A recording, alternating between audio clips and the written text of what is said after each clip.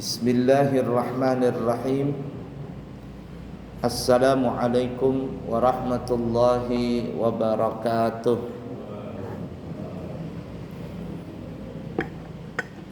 Alhamdulillahi rabbil alamin.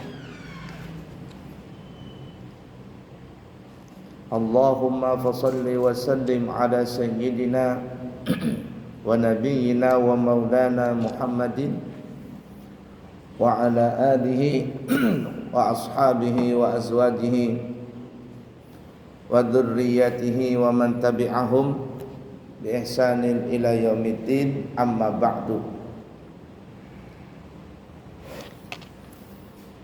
Kembali kita melanjutkan pelajaran kita di dalam pembahasan tafsirul Quran surah Al-Qiyamah. Kita masih membahas kelompok pertama dari pembahasan surah Qiyamah,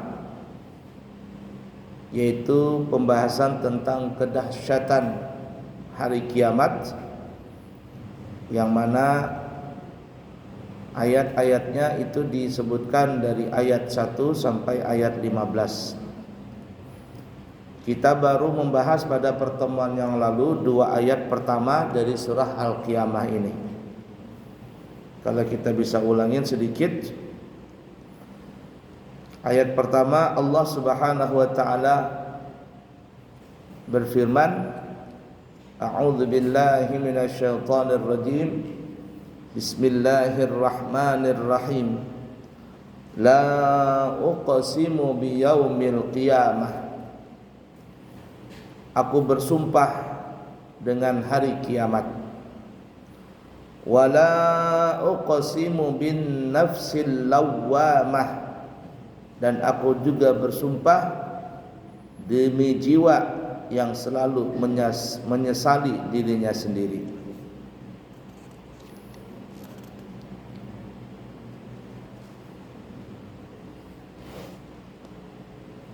Kita sudah bahas pada pertemuan yang lalu ya. Kemudian kita akan bahas ayat yang ketiga. Ayahsabul insanu an lan najma'a 'idhamah. Apakah manusia mengira bahwa kami tidak akan mengumpulkan kembali tulang belulangnya?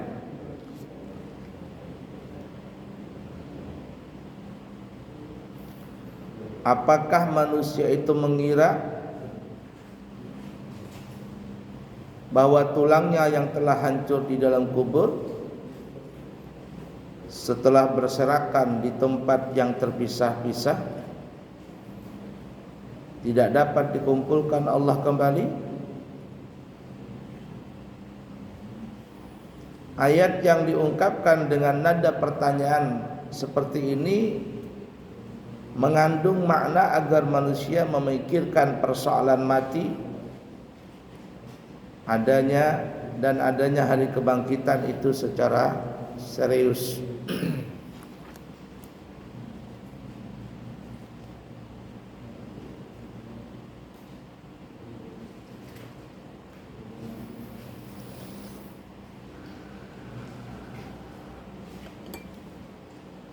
Semua yang mati, semua yang berjawab pasti mati. Sebentar.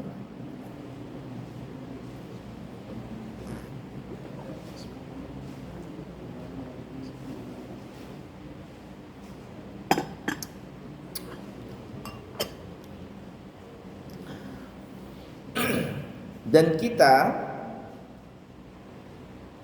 apabila sudah mati maka akan dikuburkan ke dalam tanah.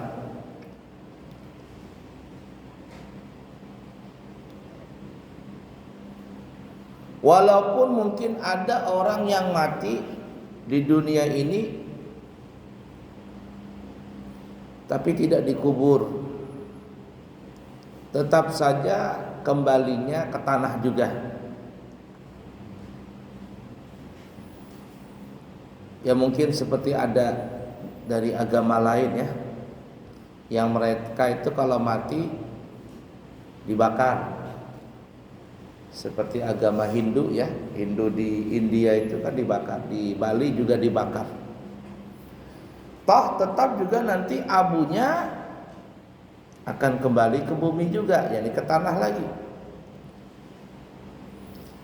Atau mungkin ada orang yang na'udzubillahi min dzalik, nasallallahu salamu wal afiyah, mati dimakan binatang buas umpama, dimakan harimau atau dimakan ular secara bulat-bulat, lalu tidak ditemukan lagi. Tetap saja juga nanti akan kembali ke tanah, karena binatang itu pun nanti akan mengeluarkan kotoran dari makanan yang dia telah makan, kembali juga ke tanah. Atau binatang itu pun mati beserta apa yang dia makan, toh juga tetap kembali ke tanah. Asalnya dari tanah, maka kembali ke tanah. Asalnya dari air, maka juga kembali ke air, dan air berasal dari tanah.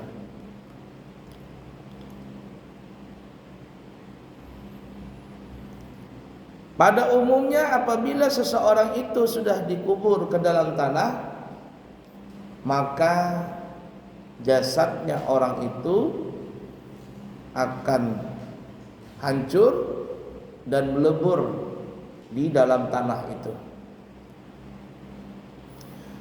Hanya beberapa orang, atau tetapi ada memang beberapa orang yang diberikan keistimewaan oleh Allah Subhanahu wa taala sehingga jasadnya orang itu tidak hancur. Tidak hancur ini bukan karena dibalsam atau diawetkan dan sebagainya, tetapi memang karena Allah ingin memuliakannya. Salah satu jasadnya orang-orang yang mati yang tidak hancur karena Allah ingin memuliakannya, bahkan terkadang jasadnya itu ketika dibongkar kuburannya, jasadnya itu seperti halnya orang yang masih tidur, badannya hangat, terkadang rambutnya agak memanjang, kukunya agak memanjang, kayak hidup di dalam kubur itu, kayak orang tidur. Bahkan terkadang ada yang umpama meninggal waktu itu dia mati di medan perang,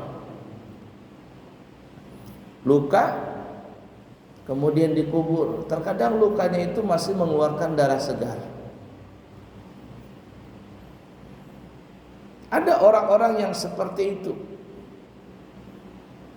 Nah, salah satu orang-orang yang bisa mendapatkan keistimewaan seperti itu adalah orang yang mati syahid dunia dan akhirat, yang mati di medan perang. Kalau bapak-bapak buka di YouTube itu ada diceritakan bahwa pernah terjadi banjir besar di daerah Uhud di kota Madinah. Dinamakan Gunung Uhud karena gunungnya itu sendiri daripada yang lain, tersendiri, dia tidak menyambung. Dan dikatakan juga bahwa Gunung Uhud itu adalah gunung satu-satunya gunung yang paling terbesar di kota Madinah. Yang di kota Madinahnya nih ya, gunung paling besar. Panjangnya itu kalau tidak salah 7 km. Panjang gunungnya itu.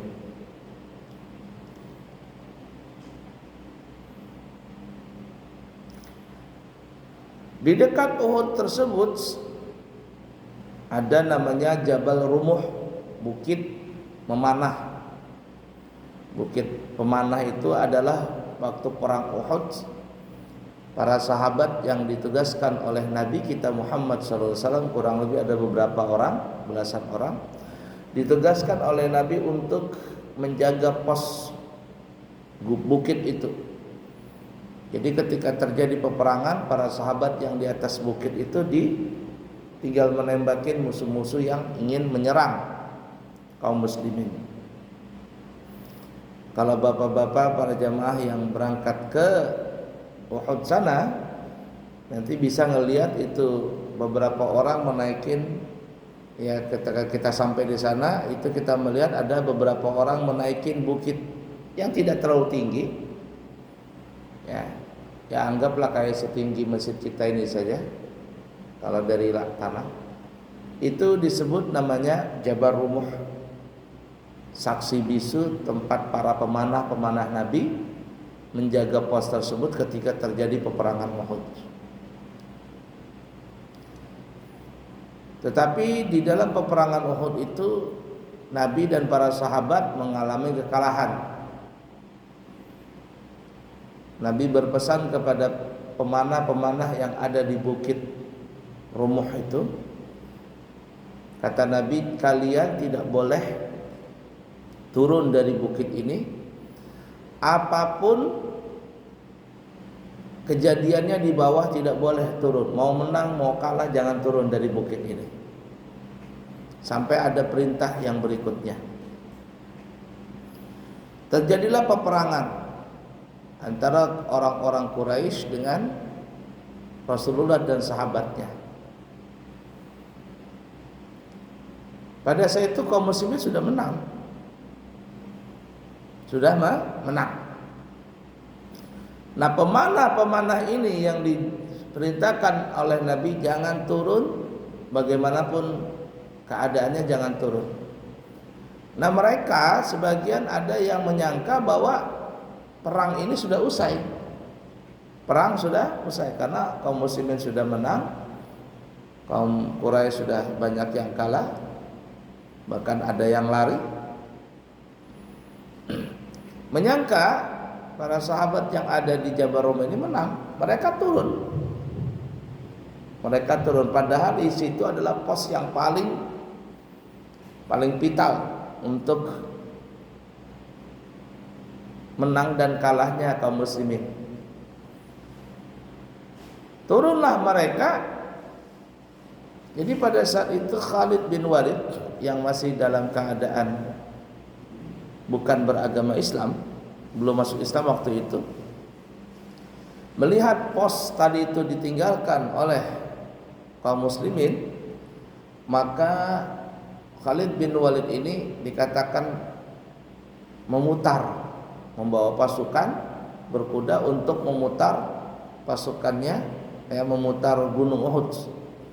Jadi kalau ibarat kata ini Gunung Uhud di sini, di sini Jabal Rumuh yang dinaikin sama kaum muslimin, di sini peperangan terjadi. Nah, ketika terjadi peperangan, pemanah ini tinggal nembak, dung. Kalah di sini, Khalid bin Walid melihat di sini pasukan yang menjadi tolak ukur menang dan kalahnya kaum muslimin. Lalu Khalid bin Walid membawa pasukannya memutar Gunung Uhud ini. Mutar 7 kilo tuh. Sampai akhirnya Khalid bin Walid masuk dari belakang. Dari belakang sini. Nah, ketika sudah masuk, pos penjagaan ini ditinggalkan, mereka naik ke atas bukit. Kalau memanah para sahabat yang ada di bawah, dung. Banyak yang gugur.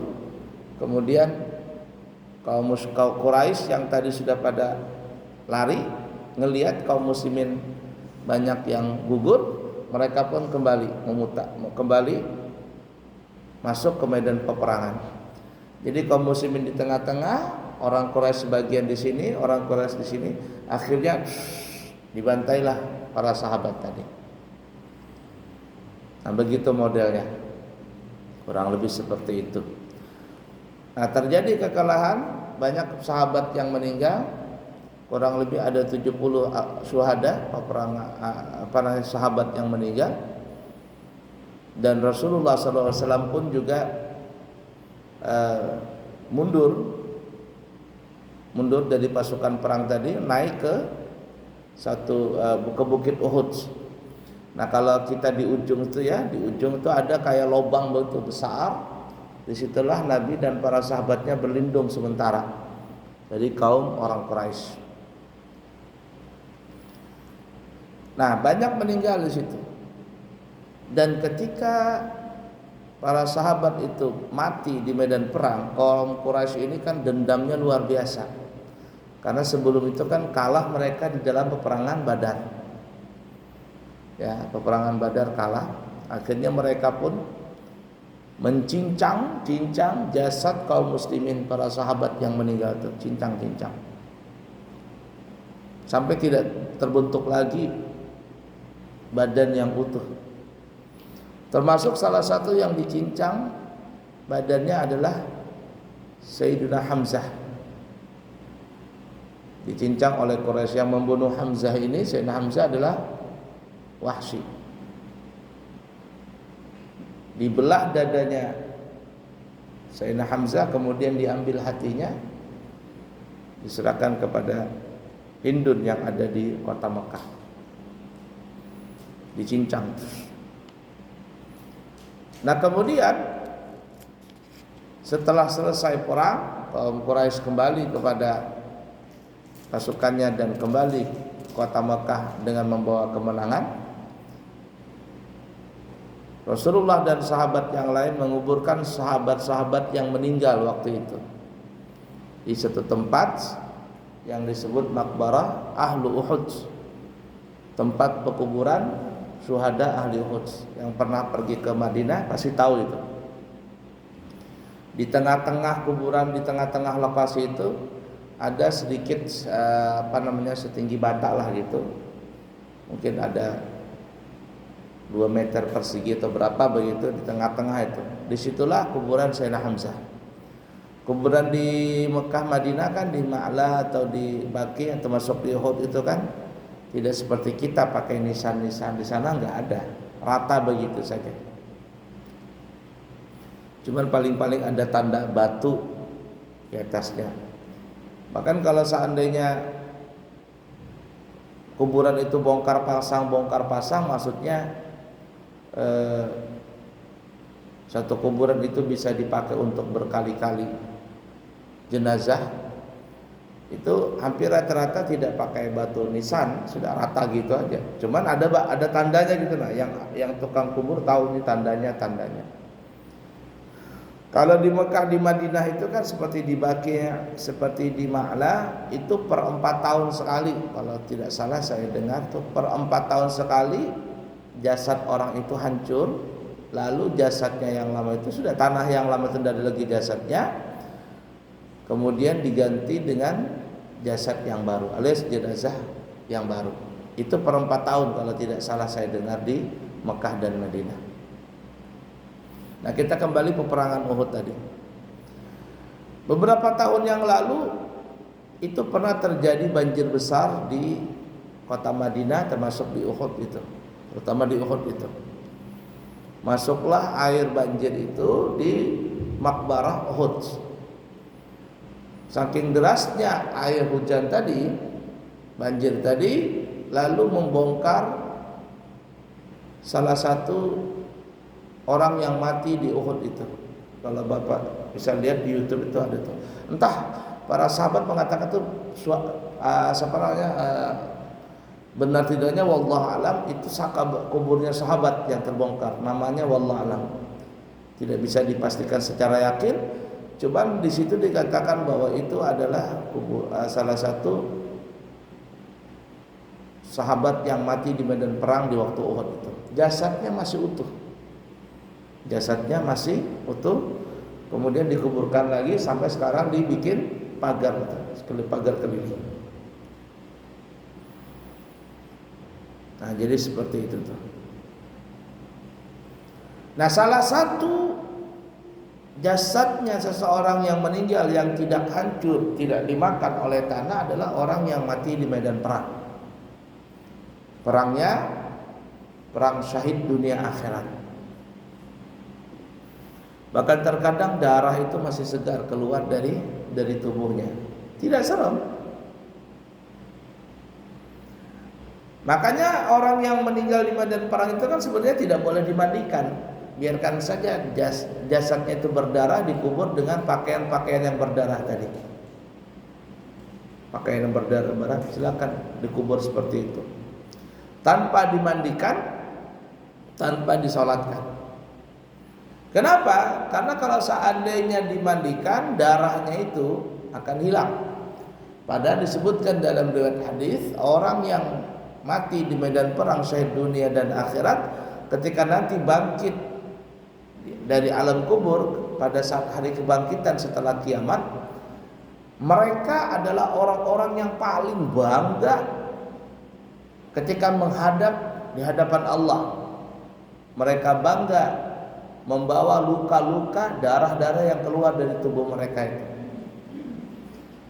Kenapa bangga? Karena nanti darah itu berbau harum sekali.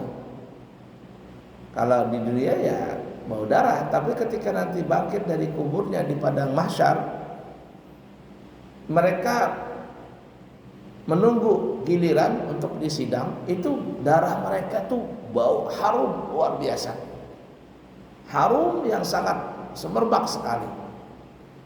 Kenapa harum? Karena mereka akan memamerkan itu di hadapan orang-orang yang begitu banyaknya, karena inilah kematian paling disukai oleh Allah Ta'ala.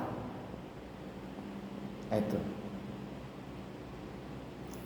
tidak ada yang perlu didengkiin, tidak ada yang perlu diiriin kematian, kecuali kematian mati di medan perang, niatnya karena menegakkan kalimatullah. Itulah yang diharapkan sama para sahabat. Kalau mereka perang, mereka itu kepingin mati syahid. Cuman masalahnya nggak boleh bunuh diri aja.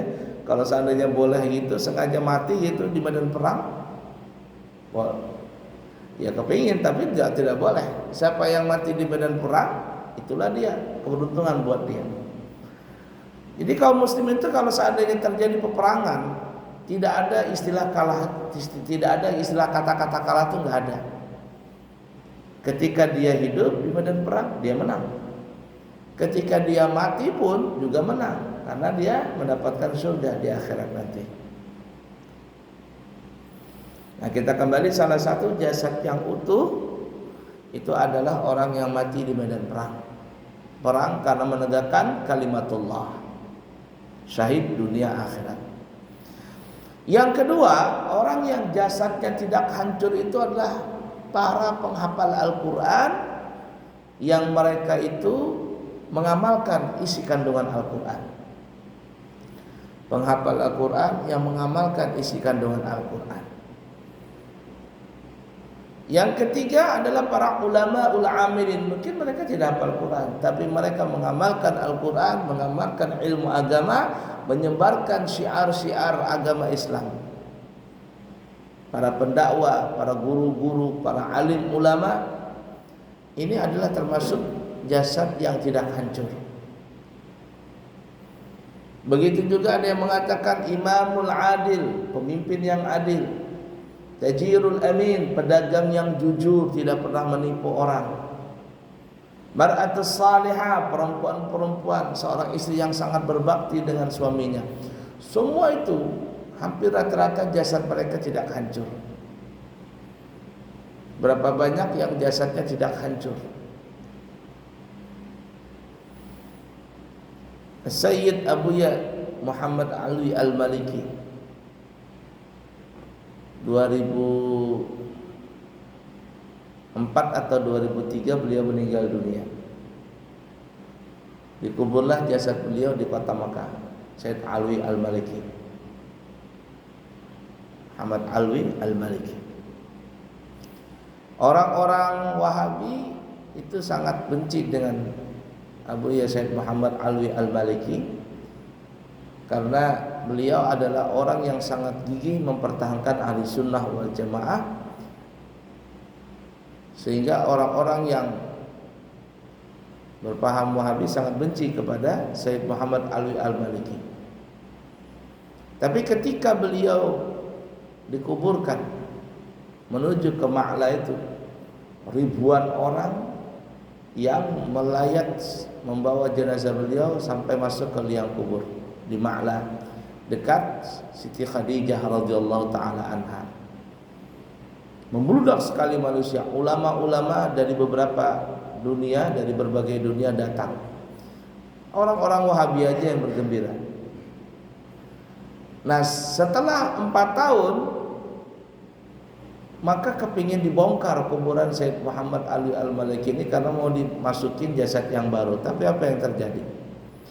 Ketika dibongkar jasad beliau itu masih utuh. Lihat di YouTube tuh, ceritanya juga ada, masih utuh. Dan akhirnya ada beberapa orang yang tadi pembenci daripada Sayyid Muhammad Ali Al-Maliki, mereka pun mengatakan tidak mungkin orang yang dikatakan ahlul bid'ah lalu dikubur kemudian jasadnya enggak hancur, itu enggak mungkin mereka ahlul bid'ah. Yang mereka pertama mengatakan ahlul bid'ah ketika melihat kejadian di depan mata mereka, mereka pun bertobat dan tidak lagi memahami daripada paham yang kita kenal dengan Wahabi atau di sini namanya Salafi. Orang dikatakan ahli bid'ah ternyata jasadnya masih utuh, dah hancur. Bukan karena dibalsam dan sebagainya, karena tapi Allah ingin memuliakan orang tersebut. Lain jasadnya Fir'aun. Jasad Fir'aun juga utuh, tapi tidak berbentuk manusia, berbentuk mayat hidup sudah. Beda. Dan itu dibalsam, diawetkan sampai sekarang. Nah itu banyak sekali ya orang yang mati tidak hancur. Tetapi pada umumnya ketika seseorang itu meninggal dunia, hancurlah jasadnya.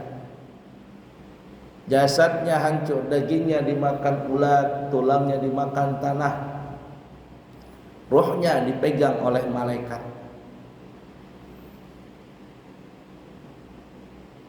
Ada perbedaan alam kubur dengan alam barzakh.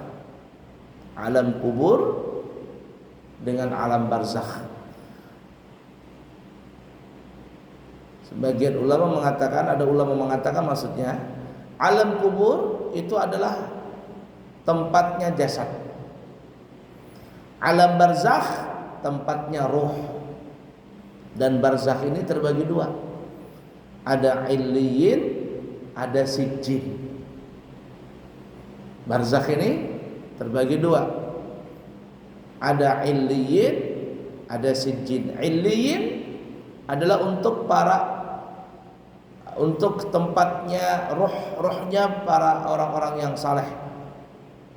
Disebut illiyin, alam barzakh illiyin. Di situ ditempatkan. Tapi untuk rohnya orang-orang yang ahli neraka disebut namanya sijjin. Sijjin itu bahasa kitanya dia penjara. Sedangkan jasad yang masuk ke kubur, di situ yang disebut di dalam tanah itu yang disebut namanya kubur, ya. Makbarah atau alam kubur. Alam kubur untuk jasad, alam barzakh untuk roh. Dipisahkan oleh Allah dulu antara roh dengan jasad. Orang saleh illiyin tempatnya, orang saleh, orang jahat sijjin namanya. Makanya ada film film orang Turki yang paling hantu namanya Sijjin. Sijjin, bacanya Sijjin, cuma dibaca Sijjin, orang sana kan begitu. Masjid, orang sana nyebutnya Moskow. Moskow apa ya? Ya kan Moskow, bahasa Turkinya. Nah, Muhammad, Mehmet. Nah, kita bilang Muhammad, mereka bilang Mehmet. Mehmet 1, Mehmet 2. Yang pernah ke Turki tahu tuh. Cantik sekali negara Turki itu ya, Istanbul tuh, masya Allah. Ala kulli hal. Cuman deg-degan juga nih Turki ini karena pemilihan ya. Berapa puluh tahun ternyata baru sekali ini Erdogan 2 kali pemilu. Ya, artinya pemilu ulang. Biasa sekali pemilu aja menang. Ya, kalau kalah Erdogan ya selesai, sudah diambil sama beban sekuler karena masih keluarganya Atatürk, Kemal Atatürk itu. Ala kulli hal. Semuanya berjalan dengan takdir Allah. Nah, jadi Illiyin tempat rohnya orang saleh, Sijin rohnya orang yang jahat. Makbarah umum, mau orang muslimin, mau orang yang baik, yang tidak baik, disebut namanya alam kubur. Dipisah dulu di dunia ini, dipisah sebelum menuju alam akhirat. Seperti yang kita pernah bahas bahwa kita ini akan melewati beberapa alam. Dan kita sudah sekarang berada di alam yang ketiga. Alam pertama alam arwah. Belum ada roh, belum ada jasad, belum ada apa-apa di alam arwah. Itu tidak tahu berapa juta tahun kita di sana. Kemudian masuk kita mau dipertemukan antara roh dengan jasad. Sebelum dipertemukan kita ini masuk di alam rahim, di perut ibu kita. Dibentuk jasad kita di situ. Setelah terbentuk 6 bulan baru dipertemukan antara roh dengan jasad. Tok. Di umur 4 bulan ya, bukan 6 bulan. 4 bulan maka berbentuklah sudah jasad manusia. Pelan sampai 6 bulan ke atas, masuk ke 7 bulan sempurna sudah jadi jasad. Jasad dan roh bergerak semuanya. Kemudian masuk yang ketiga. Nah, sekarang kita di alam dunia ini. Tidak lama lagi entah siapa yang paling duluan nanti nyusul, ya, duluan pergi, masuk nanti ke alam barzakh atau alam kubur. Terpisah lagi di situ antara roh dengan jasad. Antara roh dengan jasad. Kemudian setelah terjadi kiamat, maka masuklah ke alam akhirat. Alam akhirat, alam akhir. Alam akhir ini dimulai dari hari kebangkitan. Kalau kiamat itu masih di dunia. Ya, itu apa namanya, perbatasan antara alam dunia dengan alam akhirat. Dibangkit kita disebut alam akhirat sudah. Yang kelima itu. Nah, setelah di hari kebangkitan itu tidak ada lagi kematian setelah itu. Kekal hidup selama-lamanya dan dikembalikan roh dengan jasad, disatukan kembali.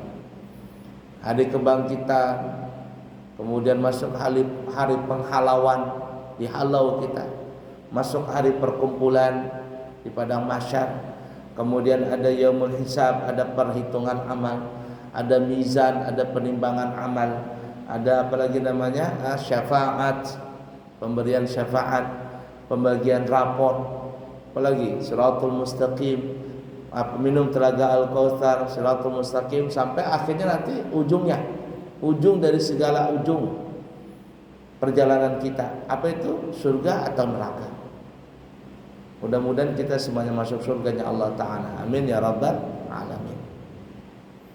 Jadi perjalanan kita ini masih lama. Nah, ketika nanti hari kebangkitan itu sudah berubah alamnya. Artinya kalau di dunia kemarin kita 1 hari 24 jam, tapi 1 hari di akhirat setelah hari kebangkitan itu sama ka'alfi sanati mimma ta'udun. 1 hari sama dengan 1000 tahun di dunia ini. Sudah berubah semuanya.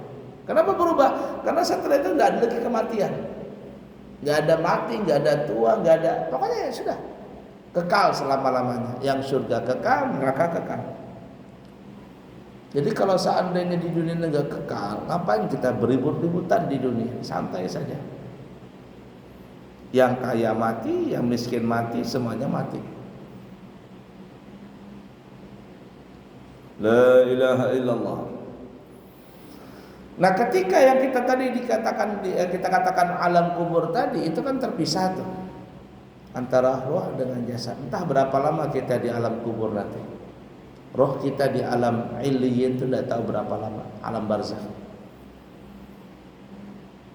Nah, setelah hari kebangkitan yang pertama kali bangkit dari alam kubur Nabi kita. Di hari kebangkitan itu Nabi kita. Cuman yang pertama kali dihidupkan ya malaikat Israel dulu. Malaikat Israfil, karena dia yang meniup sangkakala yang kedua. Hidup semuanya. malaikat dibangkitkan ya. Nah, kemudian Allah merintahkan Jibril dan malaikat yang lainnya untuk mendatangi kuburnya Nabi. Dibangunkanlah Nabi kita Muhammad SAW, dan pertama kali yang bangun dari alam kubur adalah Nabi kita. Ketika bangkit, Nabi memanggil ummati, ummati, mana umatku? Kumpul semuanya, umatku. Hari penghalauan, ikut panji, ikut bendera Nabi kita Muhammad SAW. Nah, dibangkitkan. Nah, di situ dikatakan pada saat hari kebangkitan itu masih jasad tuh ya. Lalu Allah Subhanahu wa taala melepas itu. Alam barzakh ini, Ailiyin dibuka gerbangnya, Sijjin dibuka gerbangnya. Maka Allah memerintahkan segala roh itu, pergilah kau cari jasadmu masing-masing. Ya ibarat kata kayak apa itu, tawon berterbangan seluruh dunia mencari jasadnya ini. Kemana dia punya jasad? Masuk tadi hiduplah manusia kembali. Ketika manusia hidup, keluar dari alam kuburnya masing-masing. Nah, Allah bangkitkan itu semuanya. Tapi sebelum dibangkitkan, sebelum roh itu masuk ke dalam jasadnya masing-masing, Allah telah mengumpulkan itu semuanya. Makanya tadi ayat ketiga Allah bertanya, ayahsabul insanu allan najma'a idhamah? Apakah manusia itu menyangka bahwa jasad-jasad tulang-tulang mereka tidak dikumpulkan? Apakah mereka menyangka tidak dikumpulkan? Ayat yang keempat Allah mengatakan, bala qadirina ala an nusawwiya bananah. Jawabannya Allah yang bertanya, Allah juga yang jawab. Bahkan kata Allah, kami mampu menyusun kembali jemari-jemarinya dengan sempurna. Jangankan tulang, jemari-jemarinya yang kecil-kecil itu kata Allah, Allah kumpulkan kembali utuh. Apalagi yang besar-besar itu, tulang-tulang yang gede, yang kecil saja Allah satukan kembali. Itu ayat yang keempat. Ayat ketiga Allah yang bertanya, ayat keempat Allah sendiri yang menjawabnya. Nah, setelah kumpul jasad tadi, baru Allah lepaskan roh tadi. Yang kita katakan di awal tadi, jasadnya manusia hancur pada umumnya dalam kubur. Dagingnya dimakan cacing, tulangnya dimakan tanah. Tapi ada satu benda yang tidak hancur. Para ulama mengatakan benda yang tidak hancur itu yang disebut namanya sulbi, tulang ekor. Sebesar kacang tanah bayu. Dari sulbi inilah nanti akan tumbuh seluruh badan manusia kembali. Seperti halnya tumbuhnya biji kecambah. Kecambah itu dari mana? Dari apa namanya itu? Dari kacang hijau kan ya. Tumbuh luasnya. Satu malam saja direndam, dia keluar jadi kecambah. Kalau sebelum jadi kecambah apa namanya? Toge kah pertama? Apa namanya? Hah? Yang biasanya ditampur di rawa itu apa namanya? Nah, setelah itu tumbuh lagi bercabang, berbadan, itu disebut apa namanya? Kecambah ya, yang dibikin di ote-ote itu. Kalau yang di rawon itu masih kecil-kecil dia. Tumbuh sulbi tadi, jadi jasad manusia. Nah, setelah kembali jasadnya, baru Allah lepaskan tadi rohnya, masuk semuanya. Telirunan manusia waktu itu keluar dari alam kuburnya masing-masing. Cuman ada ulama yang mengatakan ketika keluar itu manusia dari alam kuburnya terbagi menjadi 3 kelompok. Kelompok yang pertama, ini sering kita ulang-ulang ya, bentuknya manusia bercahaya. Kalau orang zaman sekarang bilang glowing, wajahnya berseri-seri, tetapi mereka diberikan pakaian kebesaran.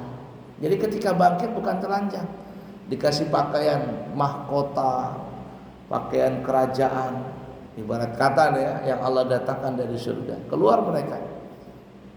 Inilah orang-orang yang paling beruntung. Dari alam dunia, alam kubur sampai menuju alam akhirat. Siapa mereka itu? Para anbiya, mursalin, syuhada dan salihin. 4 orang ini. Para nabi, para anbiya, para mursalin, rasul, para syuhada, orang-orang yang mati syahid, dan orang-orang saleh. Mudah-mudahan kita masuk di orang yang salehnya itu, atau yang ketiga, orang yang mati syahid. Amin ya rabbal alamin. Yang kedua adalah jasad orang yang keluar bentuknya manusia, tapi telanjang namun tidak telanjang. Telanjang tapi tidak telanjang. Telanjang karena memang tidak ada sedikit pun benang yang melekat di badan mereka. Dikatakan tidak telanjang karena aurat mereka tidak terlihat, disebabkan tertutup aurat mereka itu dengan rambut, bulu, kuku, kulit yang pernah terkelupas di alam dunia. Semua itu dikembalikan oleh Allah.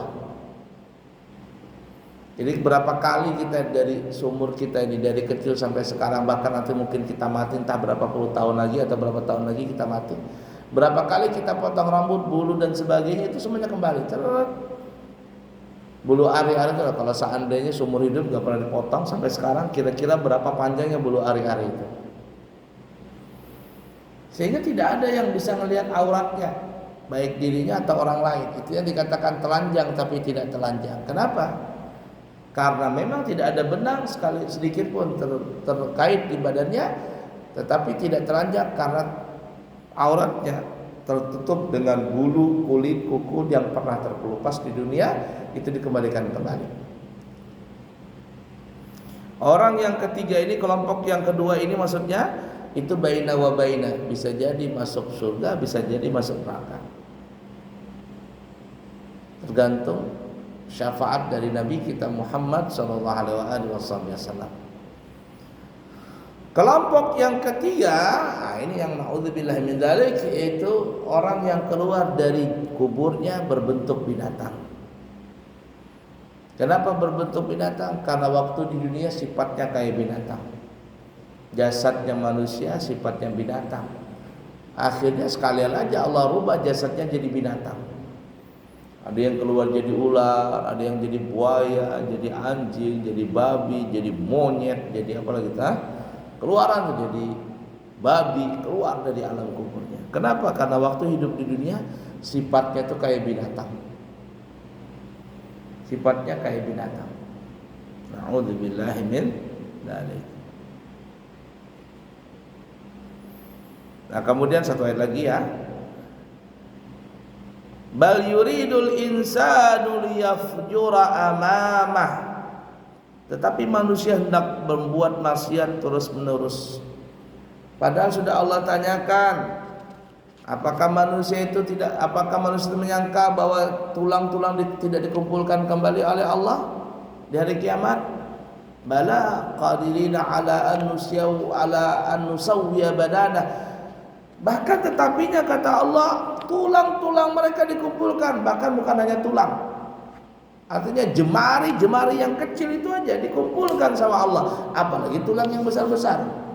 Tapi begitulah manusia. Bal yuridul insanu liyafjura amamah. Namun tetapinya manusia itu tetap saja hendak berbuat maksiat terus menerus. Nah, begitulah kita manusia ini tetap saja berbuat maksiat. Padahal kita yakin kita akan mati. Kita yakin kita akan masuk ke alam kubur. Kita yakin ada alam akhirat. Tapi begitulah sifat manusia. Karena manusia orang yang suka lupa, disebut insan pelupa. Ayahsabul insan. Ya, bal yuridul insanu liyafjura amamah. Insan itu artinya kita manusia. Tapi asalnya kalimat insu, lupa. Kemudian ditambah alif dan nun di belakangnya insanu, artinya yang suka pelupa. Suka enggak sadar kita ini.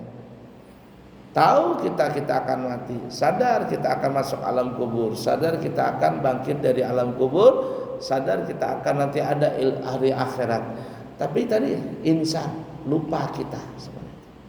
Pura-pura nggak tahu. Kalau lupa ala kuliah. Tapi yang repot kalau pura-pura lupa, nggak tahu, oke lah. Tapi ke pura-pura nggak tahu, ini repot. Nggak sadar kita. Sehingga banyaklah di antara kita manusia yang suka liyafjura amama, ya, suka berbuat kemaksiatan terus menerus. Semoga Allah mengampuni kita, menerima taubat kita, memaafkan kita. Allah terima amal ibadah kita semuanya, dan Allah matikan kita semuanya mati dalam keadaan husnul khatimah dengan mengucapkan kalimat tauhid la ilaha illallah Muhammad Rasulullah sallallahu alaihi wasallam, mendapat syafaat Nabi Muhammad sallallahu alaihi wasallam kelak nanti di akhirat, masuk surga firdaus tanpa hisab bersama kekasih kita Nabi Muhammad sallallahu alaihi wasallam. Amin Allahumma amin ya rabbal alamin. Insyaallah nanti keberangkatan kami di bulan Agustus, ya insyaallah kalau tidak ada halangan nanti bulan September akan berangkat membawa lagi jamaah. Cuman September kami masih buka, siapa tahu ada yang kepingin berangkat umrah bersama kami. 29 juta 9 hari 32 juta 12 hari sudah lengkap semuanya. Perlengkapan umrah termasuk tiket dari Balikpapan semuanya sudah include dengan harga segitu. Yang baik dari Allah, yang buruk dari pribadi. Subhanakallahumma wa bihamdika asyhadu an la ilaha illa anta astaghfiruka wa atubu ilaik. Wa akhiru kalam, wassalamu alaikum warahmatullahi wabarakatuh.